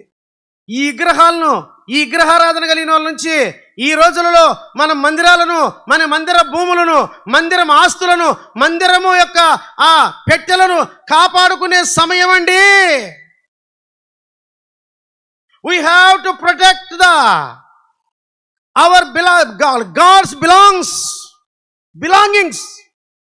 దేవునికి సంబంధించినవన్నీ కూడా కాపాడుకోవాల్సినటువంటి బాధ్యత మన మీద ఉంది. వీళ్ళు దేవుని పూజించట్లే, వీళ్ళు దేవుని వదిలేసినారు. ఎవరిని పూజిస్తున్నారు? వీళ్ళు ధనాన్నే విగ్రహంగా పూజిస్తున్నారు. వీళ్ళు దేవుడు ఏమంటున్నాడు? ఇటంటను చంపేసుకో, కామాతృతుందా నీకు ఒకవేళ చంపేసుకో. కామంతో కళ్ళు మూసుకొని పోతున్నావా? చంపేసుకో. అపవిత్రత ఉందా? చంపేసుకో. పెళ్లి కాకముందే పాపం చేస్తున్నావా? జారత్వం వేరు, వ్యభిచారం వేరు. పెళ్లి కాకముందు చేస్తే జారత్వం, అదే పాపం పెళ్ళైనాక చేస్తే వ్యభిచారం. చంపేసుకో. పెళ్లి ప్రమాణాలు పక్కన పెట్టి వివాహం అన్నిటికన్నా ఘనమైనది, పాన్పు నిష్కళంకమైనది అనే పెళ్లి ప్రమాణాన్ని మరిచిన ఓ దౌర్భాగ్యుడా, ఓ దౌర్భాగ్యురాలా, ఈ రోజున ఏమైపోయాయి నీ పెళ్లి ప్రమాణాలు? ఎన్నాళ్ళు మోసం చేస్తావు నీ భర్తను? ఎన్నాళ్ళు మోసం చేస్తావు నీ భార్యను? ఒక్క రవణ నీ హృదయంలో భయం ఉందా? నీ బ్రతుకు సిగ్గుందా? దేవుడు ఒక్కసారిగా తన కోపం రగులుకుంటే ఏమైపోతావు? ఒక్క భయమన్నా, ఒక్కసారిన భయపడుతున్నావా? ఏమిటి నీ ధైర్యం? ఏలీ కుమారుల ధైర్యమా? ఏమిటి నీ ధైర్యం? సంసోను ధైర్యమా? ఏమిటి నీ ధైర్యం? దావీదును బెత్షెబాతో గడిపినటువంటి దినాల్లో ఉన్నటువంటి ధైర్యమా? వీళ్ళందరూ సర్వనాశనం అయిపోయినారు. నువ్వు మిగులుతావు అనుకుంటున్నావా? మిగలవు, కాల్చబడతావు. జీవితము కుక్కలు జించిన విచ్చరవుతుంది. జాగ్రత్త. కామంతో కళ్ళు మూసుకొని పోయి బతుకుతున్నావేమో, కామాతృతో బతుకుతున్నావేమో. దేవుడు అంటున్నాడు కదా, చంపేయ్. దురాశ ఎంత సంపాదించినా, ఎన్ని వస్తువులు సంపాదించినా, ఎంత బంగారు సంపాదించినా, ఎంత బ్యాంక్ లాకర్లో మూలుగుతున్నా చాలా. 100 రూపాయలు దేవుడికి ఖర్చు పెట్టాలంటే 100 సార్లు ఆలోచిస్తావు. చిల్లర మార్చి కానుక డబ్బాలో వేస్తావు. నువ్వు చిల్లర మార్చి కానుక డబ్బాలు వేస్తావు, పేర్చుకుంటూ పోతున్నావు. కట్టల మీద కట్టలు. చస్తే ఆ కట్టల్ని మీద వేసి కాలుస్తారా? గుంతలో ఒక కట్టను వేస్తారా? ఒకవేళ ఆ కట్టేస్తే నీ శవం గుంతలో ఉంటుందా? రాత్రికి తవ్వి నీ శవాన్ని బయటపడేసి ఆ కట్ట ఎత్తుకొని పోతారు. అంత దుర్మార్గులు ఉన్నటువంటి వాళ్ళ ప్రజల మధ్యలో మనం బతుకుతున్నాం. జయలలిత బూడ్చిపెట్టేటప్పుడు ఆయన వాచ్ పెట్టుకొని, ఆయన వాచ్ని పెట్టి బూడ్చిపెడదాం అన్నారంట. వాచ్ పెట్టి ఆ వాచ్ కనెక్షన్ ఇస్తాము, ఆ వాచ్ టక్ టక్ టక్ అంటే అమ్మ మాట్లాడినట్టే. తమిళోళ్ళు చాలా వాళ్ళకి సెంటిమెంట్ ఎక్కువ కదా. అమ్మ మాట్లాడినట్టే మనం ఊహించుకుందాం, సంతోషిస్తావురా అని అందరూ డిసైడ్ అయిపోయినారు. తీరా గుంతలో పెట్టినాక ఒకనికి ఎవరికో ఐడియా వచ్చింది. ఒరే నాయనా, ఆ వాచ్ మామూలుది కాదురా, అది డైమండ్స్ది. రాత్రి ఖచ్చితంగా వచ్చి శవాన్ని తవ్వి అమ్మను బేరుబాడితో పడేసి ఆ వాచ్ ఎత్తుకొని పోతారా? వద్దురా అని అంటే వాచ్ తీసేసినారు. వాచ్ తీసి జయలలితను పూడ్చినారు. జయలలిత ఆస్తి ఎంతో తెలుసా? కొన్ని లక్షల కోట్లు. 1000 జతల చెప్పులు ఉన్నాయి. 1000 జతల చెప్పులు, 27 కేజీల బంగారు, కొన్ని వేల చీరలు. ఊటీలో మేము పోయినాం, చూసినాం. కొండలే ఉన్నాయేమో, 4 కొండలు ఉన్నాయేమో. 250 బెడ్రూమ్లు ఉండే బంగ్లా ఉంది ఊటీలో, మేము చూసినాం కళ్ళారా. అంత ఆస్తి ఆఖరికి ఏమైంది? ఆమె కట్టుకున్న చీర కూడా ఆమె వెనక్కి పోలా, అది కూడా తీసేసి దిగంబరాలుగా పూడ్చినారు. మనలు కూడా అంతే. నేను చచ్చిపోయిన అన్న అంతే. ఎందుకండి దురాశ? ఏం చేస్తావు? దేవునికి డబ్బులు వాడుతున్నావా? ఒక్క ఆత్మను సంపాదించుకుంటున్నావా? ఒక్క బైబిల్ అన్న ఎవరికైనా తీసి పంచుతున్నావా? ఒక్క రూపాయన్నా దేవుని కొరకు వెచ్చిస్తున్నావా? దురాశ చంపేయి. ఈ మీటింగ్లను నేర్చుకుందాం. అవును కదా, నా డబ్బులు నేను డబ్బు కోసం చూసి నేను విగ్రహం అయిపోయింది నాకు డబ్బు. ఈ దురాశ వల్ల నా జీవితమే పోగొట్టుకుంటున్నా. ఇది నాకు అవసరంలే, నా దేవుడు కావాలి నాకు. ఈ అపవిత్రత పోగొట్టుకుందాం, కామకత్వం పోగొట్టుకుందాం, దురాశ పోగొట్టుకుందాం. ధనమే విగ్రహంగా పెట్టుకుని ఉన్నా, దీన్ని పోగొట్టుకుందాం. నాకొద్దు. నేను దేవుని సొమ్ము తాకను. దేవుని మందిరంలో గలాట పెట్టను. దేవుని మందిరంలో అసమానతలు తీసుకురాను. ఇది నా బిడ్డలకు అగ్గి తగులుకుంటుంది. నా కుటుంబానికి మంటై తగులుకుంటుంది. నా కుటుంబంలో మంటై రగులుకుంటే నా కుటుంబమే కాలిపోతుంది. కాలేదా? అట్లా అయింది ప్రేమైన వాళ్ళరా. మరి యెహోషువ గ్రంథంలో ఆకాను ఒకడు ఎరుకో దేశంలో మరి ఎరుకో పట్టబడినప్పుడు, అది ఎరుకో శపితమైనటువంటి పట్టణం, దాంట్లో నుంచి మీరు ఏమీ తెచ్చుకోవద్దంటే ఆకాను ఏం చేశాడు? బంగారు, వెండి, ఒక సీనాయి వస్త్రం తెచ్చుకున్నాడు. వెంటనే కనుక్కున్నారు. ఏం చేశారు? ఆ సీనాయి వస్త్రము, ఆ వెండి, బంగారు ఆకూరలాయలకు తీసుకుపోయినారు. వాని రాళ్లతో కూడా చంపినారు. వానితో పాటు వాని భార్యను, వాని బిడ్డలను, వాని పశువులను, వాని కలిగిందంతా కూడా ఆడేసి కాల్చి రాళ్ళు పోసినారు వాటి మీద. అరిశారు పిల్లలందరూ. భార్య, అరే నాయనా, డాడీ ఏం చేసినావు? నువ్వు ఏం పాపం చేసినావు? ఏమండి ఏం పాపం చేసినావు? వీళ్ళందరూ వాళ్ళని కొట్టి చంపేస్తున్నారు. దొంగతనం చేసిన, దేవుని సొమ్ము తీసుకున్నా, అది ధనాగారానికి పోవాల్సిన సొమ్ము, అది నేను తెచ్చుకున్నా, అందుకే నా శిక్ష. దేవుని కోపం ఆకాను ఇంటి మీదకి రగులుకునింది. మొత్తం సర్వనాశనం ఆకూరలోయలో. ఆటలాడుతున్నావేమో. దేవుని మందిరంలో గలాటాలు పెట్టి, దేవుని మందిరంలో రాజకీయాలు చేసి దోగోన్లు ఎక్కువైపోయినారు ఈ రోజుల్లో. దోయోగులు ఎవరు తెలుసా? దావీదు అన్న చెప్తూ వచ్చాడు. దావీదు ఒక యాజకుని దగ్గరికి పోయి ఆ టొట్టెలు అడిగితే ఇచ్చాడు. పాపం తెలియక అబద్ధం చెప్పేటప్పటికి కత్తి ఇచ్చాడు. 85 మందిని అతన్ని కూడా చంపారు. 86 మందిని చంపాడు. అయితే అక్కడ ఒకడు దోయోగు అని ఒకడు ఉన్నాడు. వాడు ఏం చేశాడు తెలుసా? ఆ వార్త తీసుకొని వచ్చి డైరెక్ట్గా దావీదుకు సౌలుకు చెప్పాడు. ఏమని? దావీదుకు ఆ యాజకుడు సహకారం చేశాడని. ఆ సౌలు విచక్షణ కోల్పోయి వాళ్ళ 86 మందిని చంపాడు. వాళ్ళ యొక్క పట్టణం అంతా పిల్ల జల్ల ముస్లిం ముతక కనికరం లేకుండా అందరిని చంపి కాల్చేసినాడు. ఈరోజు దోయోగులు ఎక్కువైపోయినారు. ఈడ మాట ఆడ మాట ఈడ, వీళ్ళకంతా ఇదే పనే. మీటింగ్లకు వచ్చినా ఇదే పనే, అన్నం తింటానే ఇదే పనే, మందిరంలో ఉన్నా ఇదే పనే. వాక్యాని కోసం కాదు వీళ్ళు వచ్చేది, వాక్యం చెప్పేవాడిని విమర్శించే కోసం, లేకుండా పోతే ఈడ ఆడ మాట్లాడే చెప్పేవాళ్ళు దానికోసం. చెప్పి వాళ్ళు ఒకరి మీద ఒకరు పండ్లు నూరుకుంటే, కత్తులు నూరుకుంటే, కడుపులో కత్తులు పెట్టుకొని పేజీలాడు చెప్పుకుంటా అంటే వీళ్ళు ఇంకా కొట్లాడకోలేదని చూసుకొని ఉంటారు గుడ్ల గోపల్లాక. కుక్క బతుకులు. ఈ కుక్క ఇంటింటికి తిరుగుతూ ఉంటాయి. ఈ కుక్కలు ఎక్కడ తిరుగుతూ ఉంటాయి? ఇంటింటికి తిరిగే పనే ఈ కుక్కలకు. తలా ఒక పిడసేయాలా, ఈ కడుపు నింపుకోవాలా. ఈ కుక్కలు ఇంట్లో నిలబడవు. దోయోగులు ఎక్కువ అయిపోయిన రోజుల్లో ఉన్నాం. జాగ్రత్త. తర్వాత ఏం చేయాలంట చూడండి. ఫిలిప్పీయులకు రాసిన పత్రిక 2వ అధ్యాయం 3వ అధ్యాయంలో చివరిలో ఇంకో మాట ఉంటుంది. ఏం చేయాలి? 8వ వచనం చదువుమా. ఇప్పుడైతే మీరు కోపము ఆగ్రహము దుష్టత్వము దూషణ మీ నోట బూతులు అను వీటన్నిటిని విసర్జించాలి. కొన్ని చంపేయాలా, కొన్ని విసర్జించాలా. ఏమి విసర్జించాలంట అంటే ఎప్పటికప్పుడు పుడతా ఉంటాయి, అవి చంపేసేయాలా, అవి బతకూడదు. కానీ ఇవి మాత్రం ఏం చేయాలంట, ఇవి చంపలేం, మళ్ళా పుడతాయి. కోపాన్ని ఎవరిని చంపేయగలరా? కోపం ఎప్పుడు పోతుందంటే చచ్చిపోయినప్పుడే పోయేది, అంతవరకు పోదు కదా. ఏదో రూపంలో కోపం వచ్చనే ఉంటుంది. అఫ్కోర్స్ మనం దాన్ని బయట పెట్టచ్చు, పెట్టలేకపోవచ్చు. కాబట్టి ఇవన్నీ చంపలేం, కానీ విసర్జించాలి, వదిలేసుకుంటా ఉండాలి. ఏ పొద్దుకు ఆ పొద్దు వదిలేసుకుంటా ఉండాలి. కోపము ఏముండదమ్మా? ఆగ్రహము దుష్టత్వము దూషణ మీ నోట బూతులు వీటన్నిటిని వదిలేసుకో. బూతులు అబద్ధాలు భలే సర్వసాధారణంగా మాట్లాడతారు. ఇవన్నీ కూడా భయంకరమైనటువంటి పాపాలు ప్రియమైన వాళ్ళరా. అందుకే ఎందుకో తెలుసా, ఈ అబద్ధాలు దేవుడు ఎక్కడ చేర్చినాడు తెలిసిన? రండి ప్రకటన గ్రంథం 22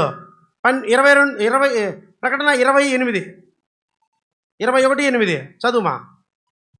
21:8 పిరికివారును అవిశ్వాసులను అసహ్యులను నరహంతకులను వ్యభిచారులను మాంత్రికులను విగ్రహారాధికులను అబద్ధికులందరూ అగ్ని గంధకముతో మండు గుండములో పాలు పొందుదురు. చూడండి, వీళ్ళందరూ కూడా పిరికివారు, అవిశ్వాసులు, అసహ్యులు, నరహంతకులు, వ్యభిచారులు, మాంత్రికులు, విగ్రహారాధికులు, అబద్ధికులు. వ్యభిచారులతో సమానం అబద్ధమాడడం. నరహత్య ఒకరిని చంపడంతో సమానం అబద్ధమాడడం. మంత్రాలు వేసుకునేంత సమానం అబద్ధమాడడం. అబద్ధము కూడా వాటి జాబితాలో చేర్చేశాడు. అబద్ధం ఆడేవాళ్ళు కూడా ఎక్కడ పోతారు? అగ్నితో మండు గుండానికి వెళ్ళిపోతారు. ఇది 2వ మరణం. ఇది అగ్నిగుండం, ఇది నరకం. కాలిపోతూనే ఉంటారు ప్రియమైన వాళ్ళరా. అందుకే జాగ్రత్త. అందుకే ప్రసంగిలో మాట అంటాడు. రండి ప్రసంగి 12వ అధ్యాయం చూడండి ప్రియమైన వాళ్ళరా. ప్రసంగి 12 మొదటి వచనం లేదా 11 చివరి వచనం. ప్రసంగి 11 చివరి వచనం. లేత వయస్సును నడి ప్రాయమును గతించిపోయినవి గనుక నీ హృదయములో నుండి వ్యాకులమును తొలగించు. 9వ వచనం. యవనుడా నీ యవనమందు సంతోషపడుము. నీ యవన కాలమందు నీ హృదయము సంతుష్టిగా ఉండనిమ్ము. నీ కోరిక చొప్పునను నీ దృష్టి యొక్క ఇష్టము చొప్పునను ప్రవర్తించుము. అయితే వీటన్నిటిని బట్టి దేవుడు నిన్ను తీర్పులోనికి తెచ్చునని జ్ఞాపకము ఉంచుకో. నీ ఇష్ట ప్రకారం బ్రతుకు, నో ప్రాబ్లం. ఇష్టం వచ్చాడు వ్యభిచారం చేయి, ఇష్టం వచ్చాడు దొంగతనం చేయి, ఇష్టం వచ్చాడు లంచం తీసుకో, ఇష్టం వచ్చాడు దేవుడి సొమ్ము తినేయి, ఇష్టం వచ్చాడు దేవుని మధ్యలో గలాటాలు పెట్టు, ఇష్టం వచ్చాడు రాజకీయాలు చేయి, నీ ఇష్టం నీ రాజా. కానీ అని ఓ మాట చెప్తున్నాడు దేవుడు. వీటన్నిటికీ అయితే కానీ అయినా ఈ పదాలు చాలా డేంజరస్ పదాలు. అయితే ఏమంటాడు? వీటన్నిటికీ ఏముందంట? తీర్పు ఉంది. అందుకే ప్రకటన 22:10 మాట అంటాడు. చూడండి ప్రియమైన వాళ్ళరా, ఇలాగే సువార్త చెప్పి దేవునికి ఇసుగొచ్చి ఈ మాట అంటున్నాడు. ఏమంటాడు చెప్పండి? మరియు అతడు నాతో ఇలాగు చెప్పెను, ఈ గ్రంథమందున్న ప్రవచన వాక్యములకు ముద్ర వేయవలదు. కాలము సమీపమై ఉన్నది. అన్యాయము చేయువాడు ఇంకను అన్యాయమే చేయనిమ్ము. అపవిత్రుడైన వాడు ఇంకను అపవిత్రుడనుగానే ఉండనిమ్ము. నీతిమంతుడు ఇంకను నీతిమంతుడుగానే ఉండనిమ్ము. పరిశుద్ధుడు ఇంకను పరిశుద్ధుడుగానే ఉండనిమ్ము. ఇదిగో నేను త్వరగా వచ్చుచున్నాను. వాని క్రియల చొప్పున ప్రతివానికి సిద్ధపరిచిన జీతం నా యొద్ద ఉన్నది. నీతివంతుగానే ఉండనిమ్ము. అపవిత్రుడుగానే ఉండనిమ్ము. పరిశుద్ధుడుగానే ఉండనిమ్ము. వ్యభిచారిగానే ఉండనిమ్ము. దొంగగానే ఉండనిమ్ము. అసూయపరుడుగానే ఉండనిమ్ము. కక్షలుగానే ఉండనిమ్ము. తంటలు చెప్పే దోయోగులుగానే ఉండనిమ్ము. విమర్శించు వాళ్ళు విమర్శకులుగానే ఉండనిమ్ము.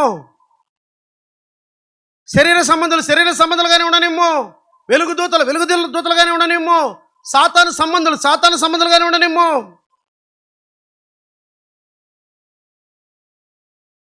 దేవుని గుళ్ళో ఉండి సాతాను పనులు చేసే సాతాను సైన్యం అలాగే ఉండనేమో.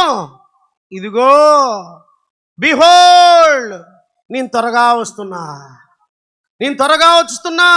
వాని క్రియల చొప్పున ప్రతి వానికిచ్చుటకు నేను సిద్ధపరిచిన జీతం నా యొద్ద ఉన్నది. ఒక్క వాణి మనం చూసినాం ఇంతకుముందు, అది ఘనత మహిమ, వెదుకువారికి నిత్య జీవం. రెండవ వాణి చూడాల మనం. రండి, రోమీయుల రాసిన పత్రిక 2వ అధ్యాయం 2వ జీతం ఏం చూపిస్తారండి? 8వ వచనం. అయితే భేదములు పుట్టించి సత్యమునకు లోబడక దుర్నీతికి లోబడి వారి మీదికి దేవుని ఉగ్రతయు రౌద్రమును వచ్చును. దుష్కార్యము చేయు ప్రతి మనుషుని ఆత్మకు మొదట యూదునికి గ్రీసు దేశస్థునికి కూడా శ్రమయు వేదనయు కలుగును. చూడండి, సత్యానికి లోబడక ఒక గుండె బగేల మాట మాట్లాడుతున్నాడు దేవుడు అక్కడ. రోజు బైబిల్ చదువుతున్నాం, సత్యవాక్యం చదువుతున్నాం, సత్యానికి మాత్రం లోబడం. మరి ఎందుకు చదువుతున్నాం?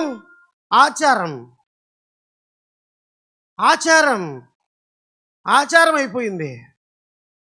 రోజు బైబిల్ చదువుతాం, బైబిల్ మాత్రం పాటించాం. రోజు బైబిల్ చదువుతాం, బైబిల్లో విషయాలు ఏ హృదయంలోకి తీసుకోం. రోజు బైబిల్ చదువుతాం, బైబిల్లో ఉన్న మాటలకు భయపడం. రోజు బైబిల్ చదువుతాం, ఈ బైబిల్ మాటలు నాకే కదా, నేను దీన్ని బట్టి మార్చుకోవాలి కదా నా జీవితాన్ని ఆలోచించం. కొంతమంది బైబిల్ చదవాలి కాబట్టి చదువుతున్నారు, కొంతమంది బైబిల్ జ్ఞానం పెంచుకోవడానికి చదువుతున్నారు, కొంతమంది బైబిల్ ఇతరులకు బోధించడానికి బైబిల్ చదువుతున్నాం. సండే స్కూళ్ళకు, స్త్రీల మధ్య మీటింగులకు, యూబీఎస్ వాళ్ళకు, లాలాగా సంఘాలకు పోయే వాళ్ళకి సంఘాలకు. ప్రతి ఒక్కరు ఈ రోజుల్లో వాక్యం చెప్తుంటే పాస్ క్విజ్లో మనం ఒక అడిగిన క్వశ్చన్ ఆన్సర్ రాకపోతే ఏమంటాము? పాస్ అంటే పక్కన వాళ్ళు అడుగు అని అర్థం. ఇప్పుడు ఏమంటాను తెలుసా? ఎక్కడ వాక్యం చెప్పినా కూడా ఇది నాకే అనుకోరు, పాస్ ఈమెకే ఎన్నిసార్లు చెప్పినా మారదేమో. వాస్తవంగా ఏమనుకోవాలి? అది నాకే వాక్యం. అందుకే అంటున్నాడు ఇక్కడ, సత్యమునకు లోబడక. సత్యం అంటే ఎవరు? యేసే సత్యం. వాక్యంగా ఉన్నటువంటి ఈ జీవవాక్యమే సత్యం. ఈ సత్యవాక్యానికి లోబడం. మరి దేనికి లోబడతావు? దుర్నీతికి లోబడతాం, దుష్ట చూపులకు లోబడతాం, దుష్ట ఊహలకు లోబడతాం, దుష్ట సాంగత్యానికి లోబడతాం, దుష్ట సంపాదనకు లోబడతాం, దుష్టునికి లోబడతాం, దుష్ట క్రియలకు లోబడతాం. వీటికి లోబడతాం మనం. అందుకంటున్నాడు దేవుడు అక్కడ, ఇలా లోబడే వాళ్ళకి ఏమొచ్చిందంటే దేవుని ఉగ్రత, రౌద్రము. దేవుని ఉగ్రత వస్తే తట్టుకుంటావా? రండి ప్రియమైన వారు, యెషయా గ్రంథం 13వ అధ్యాయం ఏమని చూడండి. యెషయా గ్రంథం 13వ అధ్యాయం 6వ వచనం. యెహోవా దినం వచ్చుచున్నది, ఘోషించుడి, అది ప్రళయము వలె సర్వశక్తుడకు దేవుని యొద్ద నుండి వచ్చును. అందుచేత బాహువులన్నీ దుర్బలమగును, ప్రతి వాని గుండె కరిగిపోవును, జనులు విభ్రాంతి నొందుదురు, వేదనలు దుఃఖములు వారి కలుగును, ప్రసవ వేదన పడుదాని వలె వేదన పడిదరు. చదువుమా. ప్రసవ వేదన పడుదాని వలె వారు వేదన పడిదరు, ఒకరినొకరు తేరి చూతురు, వారి ముఖములు జ్వాలల వలె ఎర్రబారును.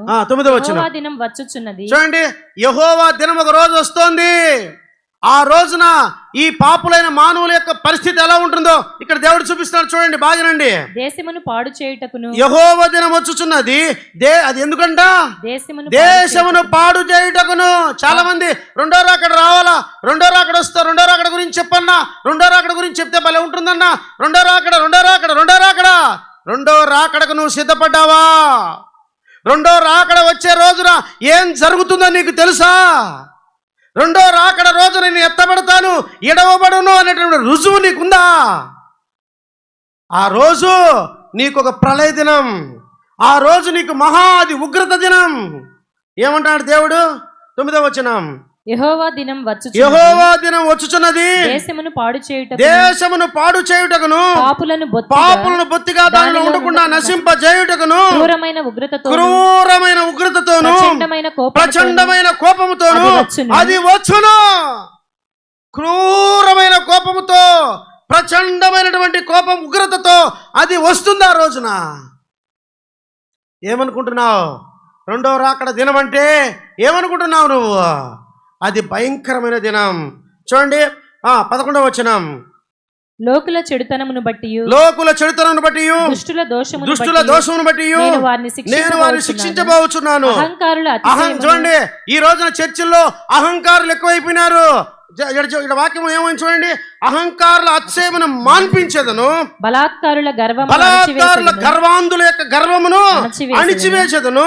బంగారు కంటే మనుషులను చదువుమా బంగారు కంటే మనుషులను ఓఫీరు దేశపు సువర్ణము కంటే నరులను అరుదుగా ఉండజేసేదను. చూడండి, మనుషులు పాపులందరినీ నాశనం చేస్తా, ఎక్కడో ఆడొకడు మనుషులు ఉంటారు. అలాంటి భయంకరమైన వదకు నువ్వు పోతావేమో. ప్రతి ఇంట్లో నలుగురుంటే ముగ్గురు చనిపోయే రోజు 7 ఏళ్ల శ్రమకాలం. ప్రతి ఇంట్లో 3 శవాలు లేస్తాయి, ఒక్కరే మిగులుతారు 7 ఏళ్ల శ్రమకాలాల్లో. ఆ ఒక్కరు కూడా రక్తం తాగాల, పీనుక రక్తం తాగాల ఆ రోజున. అది చెప్తున్నా దేవుడు అక్కడ. అంత భయంకరమైన రోజు రాబోతోంది. 11వ వచనం, లోకుల చెడుతనను బట్టి దుష్టుల దోషమును బట్టి నేను వారిని శిక్షించబోచున్నాను. అహంకారుల అతిశయమును మాన్పించెదను, బలాత్కారుల గర్వమును అణచివేసేదను.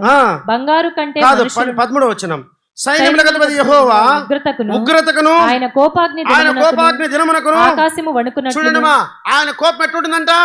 ఏమనుకుంటున్నావు దేవుడు అంటే? దేవుని సొమ్ము అంటే ఏమనుకుంటున్నావు? దేవుని ప్రజలంటే ఏమనుకుంటున్నావు? నీ మాటల చేత, నీ చేష్టల చేత దేవుని బిడ్డలు, ఆయన స్వరూపము, ఆయన రక్తమిచ్చి కొనుక్కున్నవారు మందిరానికి లేకుండా సాలించుకుంటున్నారు. వేదన పాలైపోతున్నారు. ఆదివారం వస్తే ఎటు పోవాలో తెలియక, ఈ మందిరానికి వస్తే గలాటాలు చూడలేక, నిందలు చూడలేక, ఏ గ్రూప్కి వెళ్ళాలో అర్థం కాక, ఎవరితో మాట్లాడితే ఇంకొకరి కోపము, వాళ్ళు పెట్టే బాధలు అనుభవించలేక, ఇంట్లో ఉండలేక కన్నీరు గార్చుకుంటున్నారు నీ కోసమై, నువ్వు చేసిన దుర్మార్గ పనులకు. దేవుని బిడ్డలను హింసల పాలు చేస్తున్నావు. దేవుని మందిరాన్ని అవమాన పాలు చేస్తున్నావు. దేవునితో పెట్టుకుంటున్నావు నువ్వు. దేవుని మందిరంలో గలాటాలు పెడుతున్నావు. దేవునితో పెట్టుకుంటున్నావు నువ్వు. ఒకవేళ మనుషులు నువ్వు నీ దౌర్జన్యం చేయొచ్చు నువ్వు, ఓకే, బాగా ఇబ్బంది ఏమిలే. కానీ దేవుడు ఒక ఆయన ఉన్నాడు, ఆయన మహా ఉగ్రుడు. ఆయన కోపం రగులుకున్న రోజున నీవు, నీ కుటుంబము ఏమైపోతుందో జాగ్రత్త.